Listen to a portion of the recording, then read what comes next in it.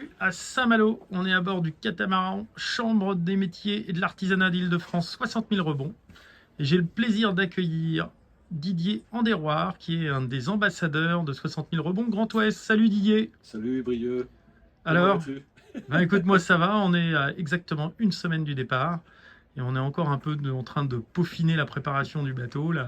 La caisse à outils est sortie. Ouais, je vois ça. Tout est sorti, tout est en ordre de marche pour ce fabuleux départ. C'est la semaine prochaine, hein, c'est dans 7 jours, c'est ça? Exactement, départ dans 7 jours. Pour le moment, les prévisions météo sont assez musclées, mais bon, ça a le temps de changer, donc on se prépare sereinement pour ce début de traversée. Alors, il faut savoir que c'est les premiers jours de course qui sont les plus durs, puisqu'on va affronter la traversée du golfe de Gascogne, qui est souvent un passage assez compliqué. Alors, qu'est-ce que ça t'inspire tout ça, Didier,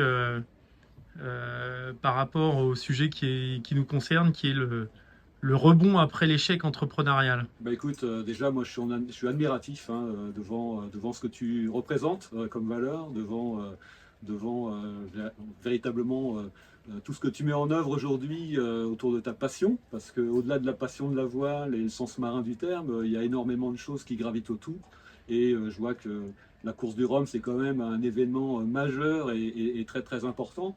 Donc mon premier ressenti déjà, c'est qu'il y a de fortes valeurs qui sont très inspirantes, que dégage également l'association 60 000 rebonds et qui sont véritablement proches et très proches de celles que tu as aujourd'hui, ou celles du milieu marin aussi de manière générale.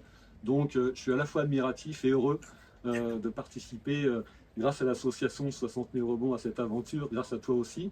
Et puis tu as su très gentiment nous inviter à bord de ton bateau. Donc je te remercie grandement. Eh ben, écoute, c'est avec plaisir. Le but du jeu, c'est quand même de faire partager un peu cette aventure. Donc pour ça, eh bien, pendant la traversée, moi je vous enverrai des vidéos tous les jours pour vous montrer comment ça se passe à bord d'un bateau de course en solitaire. Et vous verrez qu'il y a beaucoup de similitudes entre la solitude du chef d'entreprise face à l'adversité et le marin solitaire au milieu de l'Atlantique. Bon, l'avantage, quand on part en solitaire sur la route du Rhum, c'est une solitude qu'on a choisie, ce qui n'est pas forcément le cas quand vous êtes chef d'entreprise au milieu de vos emmerdes.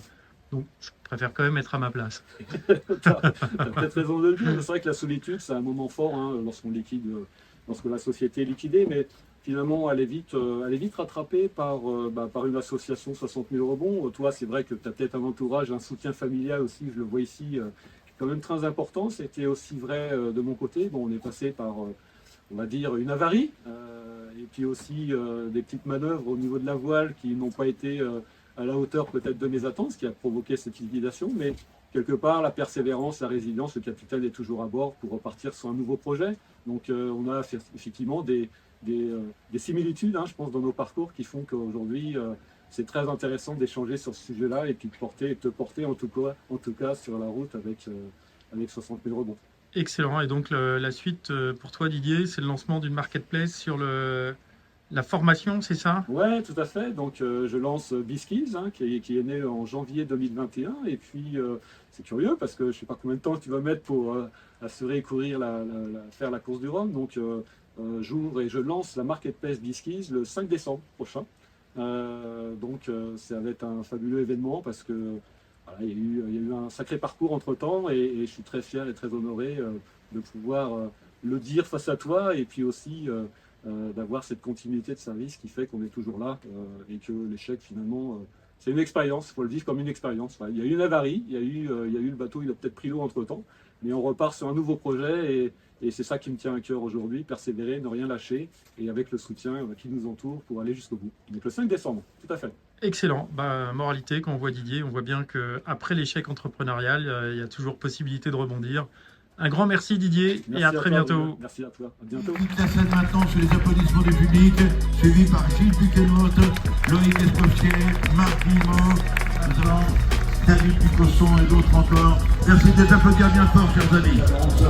Nous vous demandons de faire la plus belle des ovations toute la francophonie pour les 130 000 marins.